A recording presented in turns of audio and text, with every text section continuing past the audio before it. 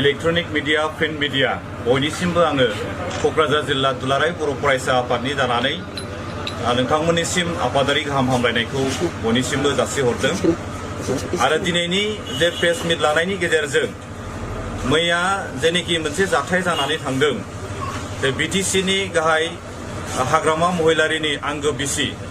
सेवले महिलारिया जेब्ला सरलपारानिफ्राय गावनि न' फारसे फैबाय थानाय समाव लामायाव जे माखासे दुस्रिकारिफ्रा माखासे सुथुरफ्रा जे अन्थाइ फैनाय बेबायदि मोनसे जाथाय जादों होननानै मिडियानि गेजेरजों बिटिसिनि जे चिफ हाग्रामा महिलारिनि मानगोनां अनजालि बिसिया जे बाथ्रा बेवहाय दुलाराय बर' फरायसा आफादानो एबसुआनो बे जाथायाव लोब्बा दङ होननानै बेबायदि मोनसे एबसुनि सायावहाय ब्लेम खालामनो नागिरनाय जे बाथ्राफोरखौ बुंदों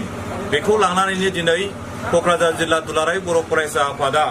जोंनि मावबं हाउसनि गेजेरजों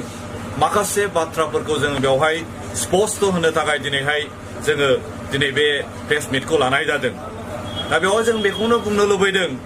जे बिथाङा बुंदों बेवहाय एबसुआ बेवहाय थोंजोङै बे जाथायखौ खालामदों होननानै, नाथाय जों बेखौनो बुंदों जे बिथांनाव मा प्रमाण पत्र दं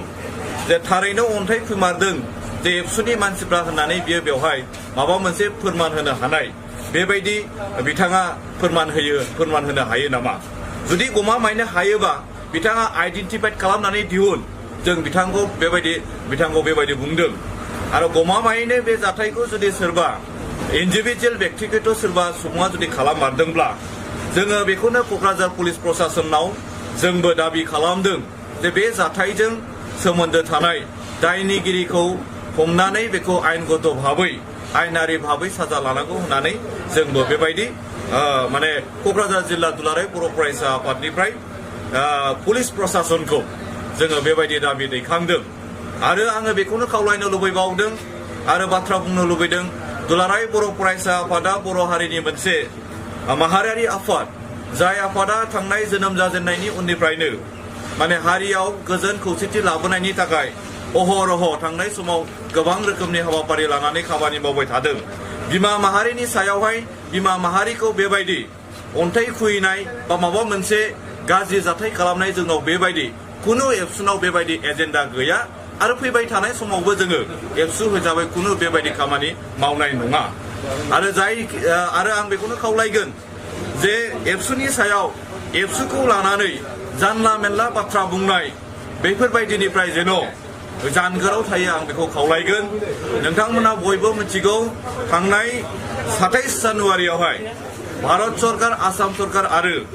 दुलाराय बर' फरायसा आफाद आरो एनडिपिनि जे मोनब्रै फेक्सननि गेजेरावहाय मोनसे थामथि बर' गोरोबथा गोजोन सुक्ति जानानै थांदों आरो बे गोजोन सुक्तियाव दुलाराय बर' फरायसा आफादा मैखोम मोनसे बिफाव लानानै माने बे गोजोन सुक्तिखौ खालामदों। आरो बे गोजोन सुक्तिनि उनावहाय बिटिआर ओनसोलाव थानाय बर'जों लोगोसे गुबुन गुबुन जाथि माहारिनि गेजेरावहाय मोनसे गोजोन मोनसे सान्थि परिबेसा फैदों। आरो बे समाव दिनैहाय बेबायदि मोनसे राजनितिक भाबै बा पलिटिकाइज माबा मोनसे षड़यन्त्र खालामनानै बिटिसि रिजनाव जे माबा मोनसे बेबायदि दुंहाव थासारि खालामनायखौ जोङो दुलाराय बर' फरायसा आफादा जों माब्लाबाबो लुबैयाखै। आरो फैबाय थानाय समाव दुलाराय बर' फरायसा आफादा बर' हारिनि जानानै बिभिन्न जाथि जनगोष्ठीनि जानानै माब्रैहाय जोङो गोजोन जौगानायनि थाखाय मोनसे मोजाङै खामानि मावलांनो हायो, बिनि थाखायसो दुलाराय बर' फरायसा आफादा फैबाय थानाय समाव जोङो खामानि मावलांगोन।